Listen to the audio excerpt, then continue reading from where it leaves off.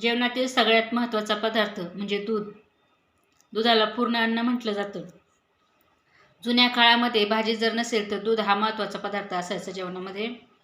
आणि दुपारच्या जेवणामध्ये हे असं साईचं दूध, म्हशीचं किंवा गाईचं, त्याच्यामध्ये बाजरीची भाकर आणि तोंडी लावायला लसणाची मिरची. आहा, काय भारी पेत.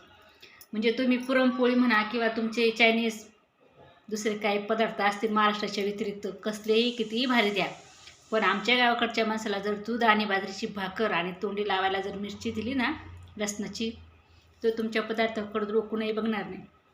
आणि हेच खरं टॉनिक होतं पहिलं. त्यामुळे लोक आजारीसुद्धा कमी पडायचे. कितीही कष्टाची कामे केली तरीसुद्धा त्यांच्या शरीरामध्ये ऊर्जा कायम राहायची. त्यामुळे आतासुद्धा मुलांना चटराफटरा बाहेरचं हॉटेलचं पॅकिंग, कधी कधी पॅकिंग केलेले पदार्थ खराब निघतात, ते देण्यापेक्षा दूध द्या.